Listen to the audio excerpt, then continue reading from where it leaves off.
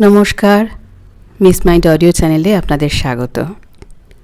আজকে শুনবেন এমন একজন মহান সাধকের কথা, যিনি না থাকলে আজ প্রত্যেক বাঙালির ঘরে ঘরে যে মা কালীর পূজা হয়, যে মূর্তিতে যে রূপে পূজা হয়, সেটি বোধহয় বাঙালি পেত না।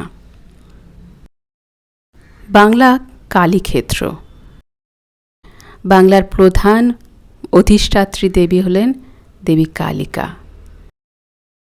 পাড়ার প্রত্যেকটি অলিতে গলিতে অন্য কোনো ঠাকুরের দেখা মিলুক না মিলুক, মা কালীর কিন্তু মন্দির দেখাই যায়।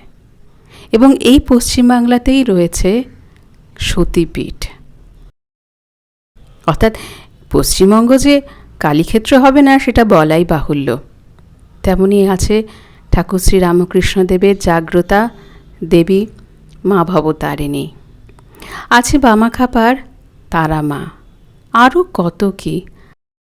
উদাহরণ দিতে বসলেই কত আমরা উদাহরণ খুঁজে পাই। তেমনই এক মহাসাধকের গল্প আপনাদের সামনে তুলে ধরব। তিনি হলেন কৃষ্ণানন্দ আগমবাগীশ। এর আগে কালী পুজো হতো ঘটে, যন্ত্রে কিংবা শিলাখণ্ডে। শ্মশান, নদী তীর বা গভীর অরণ্যের নির্জনতাই ছিল কালী পুজোর স্থান। শ্মশানবাসিনী ক্রমে ঠাঁই নিলেন বাঙালির ঘরে। একদিন ভোর রাতে একটা স্বপ্ন দেখে আচমকা ঘুম ভেঙে গেল তন্ত্র সাধক কৃষ্ণানন্দ আগমবাগীশের। বিছনা ছেড়ে উঠে দাঁড়ালেন তিনি। তখনও ভোরের আলো ফোটেনি। দ্রুত পায়ে এগিয়ে চললেন গঙ্গার ঘাটের দিকে। গোপপল্লীর মধ্যে দিয়ে কিছুটা এগিয়ে গিয়ে দেখতে পেলেন এক গোপ বধূকে, মতান্তরে বলা হয় বাগদি বধূকে। ডান পা সামনে বাড়িয়ে বাঁ হাতে একতাল গোবর নিয়ে ডান হাতে এক মনে মাটির ঘরের দেয়ালে গোবরের প্রলেপ দিতে ব্যস্ত ছিল সে। হাঁটুর ওপর পর্যন্ত তার পরনে ছিল ছোট্ট একটি শাড়ি। কোমর ছাপানো এক মাথা ঘন কালো চুল, হাঁটু ছুঁই ছুঁই করছে প্রায়। কৃষ্ণানন্দ অবাক হয়ে দাঁড়িয়ে পড়লেন। তার মনে পড়ে গেল দৈব স্বপ্নের কথা। তিনি লক্ষ্য করলেন বধূটির কপালে ফুটে ওঠা বিন্দু বিন্দু ঘামে ধেবড়ে গিয়েছে সিঁদুরের টিপ। তার দু হাতেই তখন গোবর। কৃষ্ণানন্দকে দেখে হতচকিত হয়ে মেয়েটি তাড়াতাড়ি মাথায় ঘোমটা টানার চেষ্টা করলেন। লজ্জায় জিভও কাটলেন। আর কৃষ্ণানন্দ যেন সেই মুহূর্তেই তার আরাধ্যা দেবী কালীর অদেখা রূপটি দেখতে পেলেন। ঘোর কৃষ্ণবর্ণা, আলুলায়িত কেশ, দিগম্বরী, বাঁ হাতে খড়গ আর ডান হাতে বরাভয়। তার মনে পড়ে গেল তন্ত্রে বর্ণিত দেবীর ধ্যান মন্ত্র। कराल बदनां घोरां मुक्तकेशी चतुर्भुजां कालिकां दक्षिणां दिव्यां मुंडमाला विभूषितां। তন্ত্রসাধক কৃষ্ণানন্দ ব্যাকুল হয়ে উঠেছিলেন তার আরাধ্যা দেবীর কালীর রূপটি কেমন তা জানতে। রাতের পর রাত আসনে বসে ছটফট করেছেন দেবী দর্শনের জন্য। কিংবদন্তি এটাই যে একদিন আধো ঘুম আধো জাগরণে কৃষ্ণানন্দ দৈববাণী শুনতে পান। ভোরের প্রথম আলোয় তিনি খুঁজে পাবেন নিজের আরাধ্যা দেবীর রূপ। কৃষ্ণানন্দ আগমবাগীশের আগে বাংলায় যে কালী পুজো হতো তা যন্ত্রে বা শিলাখণ্ডে বা ঘটে হতো। তখনও মূর্তিতে কালী পুজোর প্রচলন হয়নি। বাড়িতে তো নয়ই, পুজো হতো শ্মশানে, রাস্তার তেমাথায়, নদীর তীরে বা গভীর অরণ্যে। ধ্যান মন্ত্র অনুসারে যার গলায় শোভা পায় মুন্ডমালা, দুই কানে দুটি শব, যিনি মহাকালের সঙ্গে বিপরীত রতাতুরা, কৃষ্ণানন্দের প্রভাবে সেই শ্মশানবাসিনী কালী হয়ে উঠলেন বাঙালির আদরিণী শ্যামা। যে কালী পুজো একসময় গৃহে ছিল নিষিদ্ধ, কৃষ্ণানন্দের হাত ধরেই সেই দেবী প্রবেশ করলেন বাংলার ঘরে ঘরে।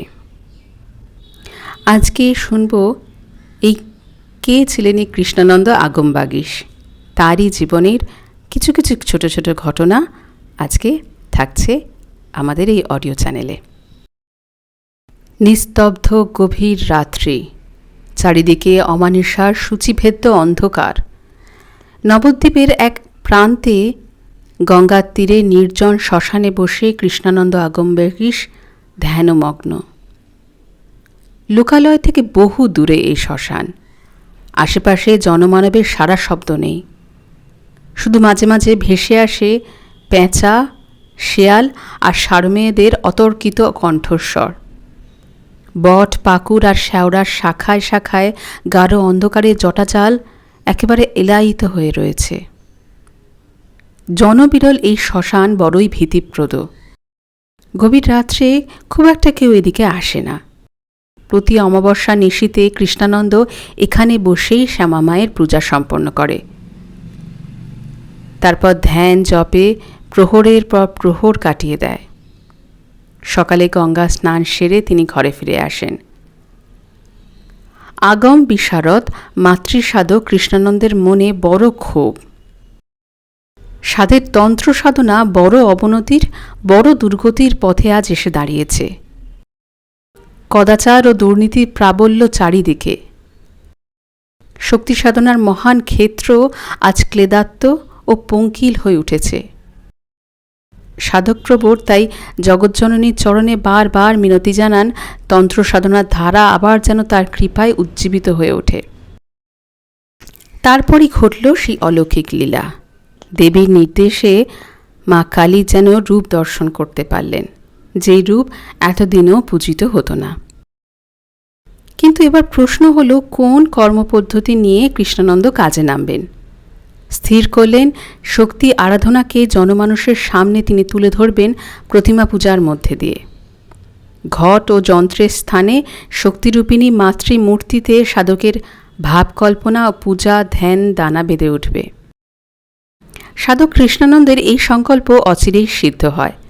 তার প্রচারিত শ্যামা পূজার পদ্ধতি সারা বাংলাদেশ গ্রহণ করে। এই সব কিছুরই ঘটনাস্থল শ্রীচৈতন্যের জন্মস্থান তথা বৈষ্ণব তীর্থ নবদ্বীপ।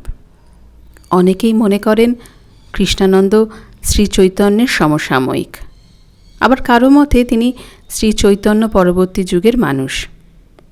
শ্রীচৈতন্যের ভক্তিরসের প্রভাবে সমগ্র বাংলা যখন বিভোর, ঠিক তখনই কৃষ্ণানন্দের প্রভাবে আমূল পরিবর্তন এসেছিল বাংলার শক্তি সাধনায়।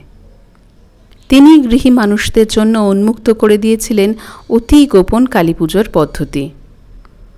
কাপালিক, ব্রাহ্মচারী কিংবা অঘরীদের আরাধ্য ভয়ঙ্করী দেবীর মধ্যে যে কল্যাণময়ী মাতৃর রূপ রয়েছে, সেটি সাধারণের সামনে তুলে ধরতে চেষ্টা করেছিলেন কৃষ্ণানন্দ।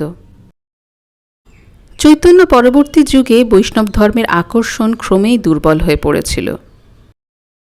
প্রবল হয়ে ওঠে তন্ত্রাচারের প্রভাব, আর তন্ত্রাচারের নামে বাড়তে থাকে অশুভ শক্তির চর্চা। এমনই অস্থির এক সময়ে কৃষ্ণানন্দ তন্ত্রশাস্ত্র সংস্কারে হাত দিয়েছিলেন। তার উদ্দেশ্য ছিল তন্ত্রের ভয়ঙ্কর দিকগুলো সরিয়ে গৃহী মানুষের জন্য শক্তি সাধনার সহজ পথটি খুঁজে বের করা। বাংলার বিভিন্ন প্রান্তে ছড়িয়ে ছিটিয়ে থাকা দুর্লভ তন্ত্রগুলিকে সংকলন করে তিনি রচনা করলেন তন্ত্রসার।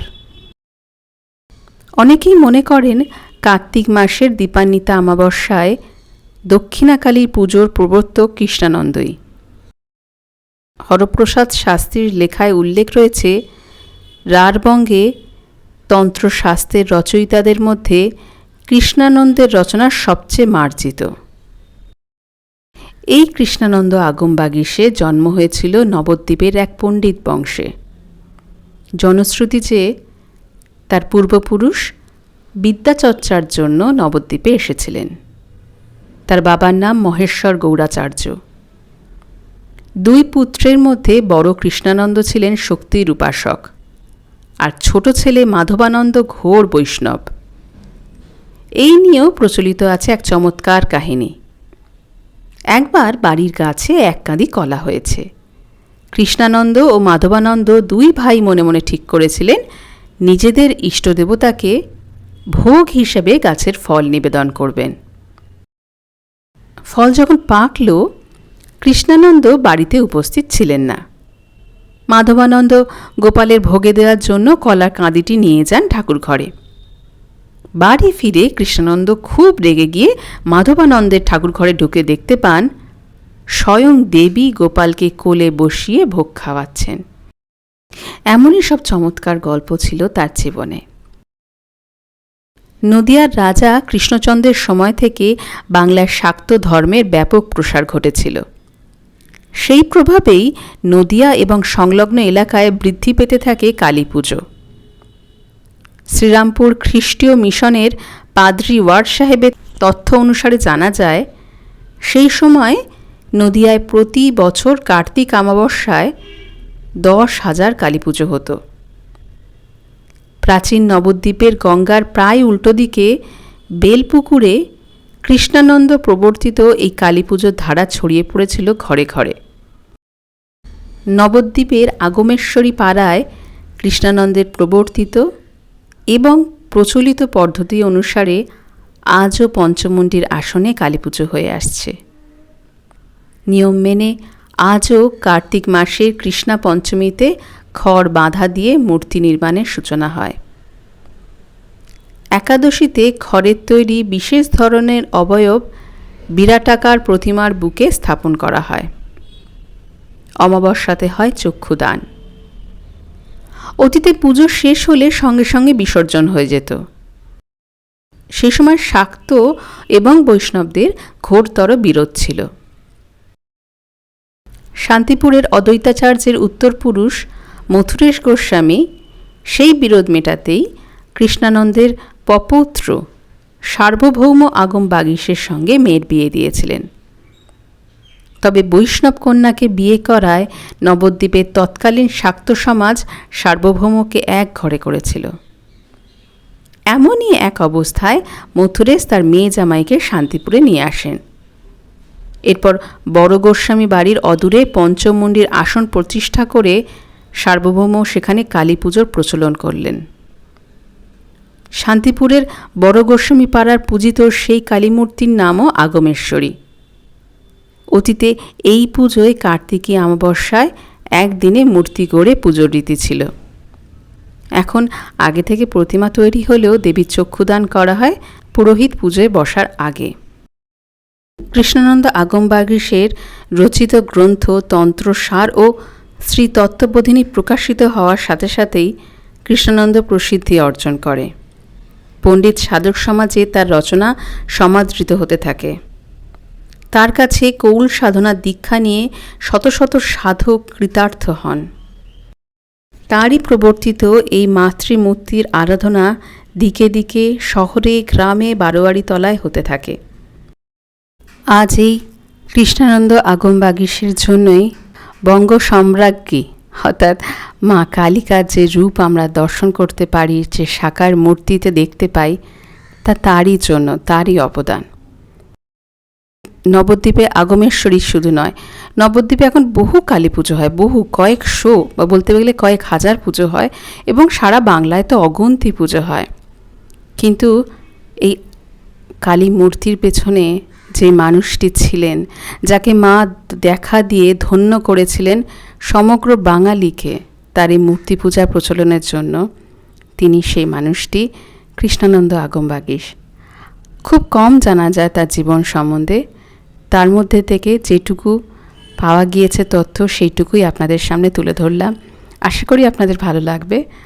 যদি ভালো লাগে তাহলে চ্যানেলটি সাবস্ক্রাইব করবেন আর লাইক, শেয়ার, সাবস্ক্রাইব করবেন। আসবো আবার কোনো মহান জীবনের কথা নিয়ে। ততদিন সকলেই ভালো থাকবেন। নমস্কার, ধন্যবাদ।